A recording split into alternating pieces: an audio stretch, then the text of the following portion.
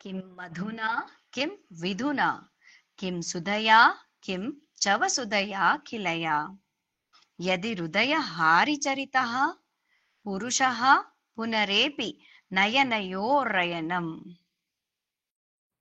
ಇದರ ತಾತ್ಪರ್ಯ ಹೀಗೆ: ಜೇನುತುಪ್ಪ, ಚಂದ್ರ, ಅಮೃತ, ಸಮಸ್ತ ಭೂಮಂಡಲ ಇವುಗಳಿಂದ ಏನಾದೀತು? ಮನಸ್ಸಿಗೊಪ್ಪುವ ನಡತೆಯಿಂದ ಕೂಡಿದ ಸತ್ಪುರುಷರು ಕಣ್ಣಿಗೆ ಗೋಚರವಾದರೆ ಅದೇ ಎಲ್ಲವೂ. ಜೇನುತುಪ್ಪ, ಇದರ ರುಚಿ ಯಾರಿಗೆ ತಾನೇ ಇಷ್ಟವಾಗದು? ರುಚಿಗೂ ಬರುತ್ತದೆ, ಔಷಧಕ್ಕೂ ಬರುತ್ತದೆ.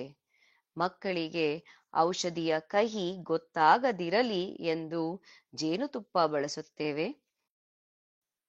ವೇದದಲ್ಲಿಯೂ ಜೇನನ್ನು ಕುರಿತು ಸೊಲ್ಲುಗಳಿವೆ. ಜಗತ್ತೇ ಮಧುಮಯ ಎಂದರೆ ಎಲ್ಲವೂ ಜೇನಿನ ಸಿಹಿಯಂತೆ ಆಗಲಿ ಎಂಬ ಪ್ರಾರ್ಥನೆ ಅಲ್ಲಿದೆ. ಚಂದ್ರನು ಕವಿಗಳಿಗೂ, ಪ್ರೇಮಿಗಳಿಗೂ, ಶಾಸ್ತ್ರಕಾರರಿಗೂ, ವಿಜ್ಞಾನಿಗಳಿಗೂ ಹಾಗೂ ಮಕ್ಕಳಿಗೂ ಪ್ರಿಯನಾದವನು. ಚಂದ್ರನ ದರ್ಶನವೇ ಮನಸ್ಸಿಗೆ ತಂಪಾದ ಅನುಭವವೂ ಆಹ್ಲಾದಕರ ಅನುಭೂತಿಯೂ ಒದಗುತ್ತದೆ. ಅಮೃತದ ಕಲ್ಪನೆಯೇ ದಿವ್ಯವಾಗಿದೆ. ನಮ್ಮನ್ನು ಸಾವಿನಿಂದ ಪಾರು ಮಾಡುವಂಥದ್ದು ಅಲ್ಲ, ಸಾವನ್ನೇ ಇಲ್ಲವಾಗಿಸುವುದು. ಇದರ ಪ್ರಾಪಿಗಾಗಿ ದೇವತೆಗಳೂ ರಾಕ್ಷಸರೂ ಇಬ್ಬರೂ ಒಂದಾದರು.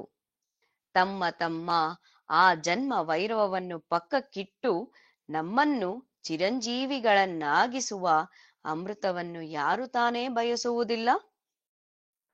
ನೀವು ಯಾವುದರಿಂದ ಸುಖ, ಸಂತೋಷ, ನೆಮ್ಮದಿ, ತೃಪ್ತಿಗಳು ಸಿಗುತ್ತವೆ ಎಂದು ಭಾವಿಸಿಕೊಂಡಿದ್ದೀರೋ ಅವುಗಳಿಂದ ದಿಟ್ಟವಾಗಿಯೂ ಸಿಗದು.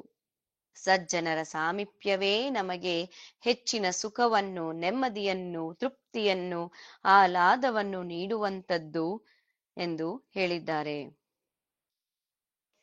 ಚಂದ್ರ, ಅಮೃತ, ಸಮಸ್ತ ಭೂಮಂಡಲ, ಜೇನುತುಪ್ಪ ಇವುಗಳಿಂದ ಏನೆಲ್ಲ ಸಂತೋಷ, ಪ್ರಯೋಜನ ಸಿಗುತ್ತವೆಯೋ ಅವೆಲ್ಲವೂ ಕೇವಲ ಸಜ್ಜನನ ಸ್ನೇಹವೇ ಒದಗಿಸುತ್ತದೆ.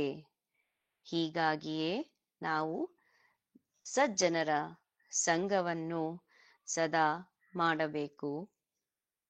ಹರಿ ಓಂ ತತ್ಸತ್.